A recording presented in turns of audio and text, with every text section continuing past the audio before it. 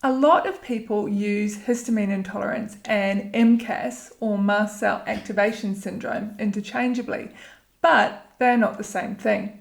And this really matters because if you think you only have a food-based histamine issue when your body is actually dealing with something broader, you can end up stuck, confused, and frustrated for a really long time.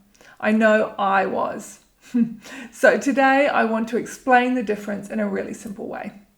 I'm Luanne Hopkinson, a clinical nutritionist and mind-body coach, and I've also had my own experience with histamine intolerance and MCAS.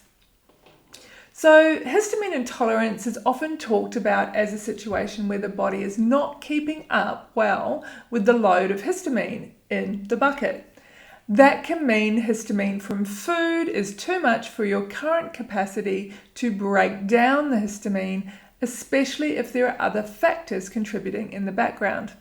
So people often notice reactions to higher histamine foods like tomatoes or spinach, to leftovers, aged foods, fermented foods, and symptom patterns can be easily linked to that load. For mast cell activation, this is usually a bigger reactivity pattern. Instead of only reacting to higher histamine foods, someone may also be reacting to stress, smells, supplements, temperature changes, exercise, hormones, environmental triggers, and random things that seem inconsistent.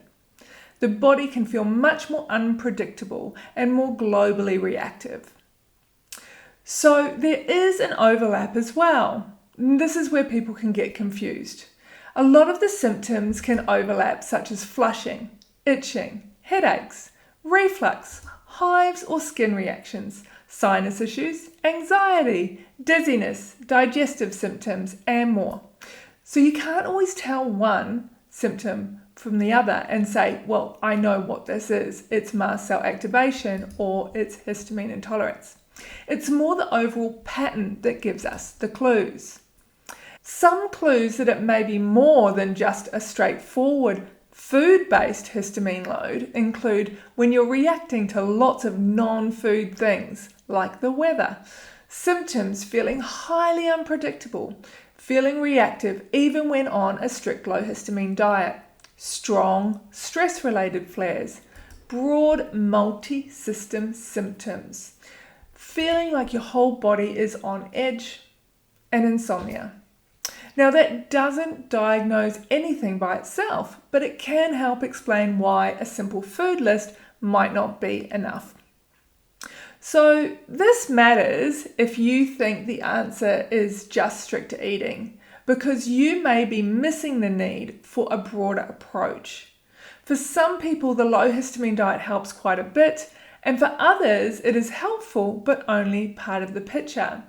They might also need nervous system support, root cause investigation, gut work, hormone support, environmental trigger approaches, and a much more of a whole body system holistic approach.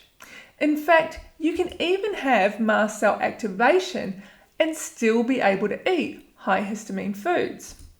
So, if you have been wondering whether this is a histamine intolerance, mast cell activation syndrome, or some overlap between the two that is going on for you, the most important thing to know is this: you're not imagining the complexity. Sometimes it really is more complex than just avoid these foods. And once you understand that, you can stop blaming yourself and start getting the right kind of support. If your body feels reactive far beyond food, and stress or overwhelm seem to play a big role, then brain food may be a really helpful next step. And if you want deeper support to look at the bigger picture, that is exactly what I do inside the Happy Without Histamine method.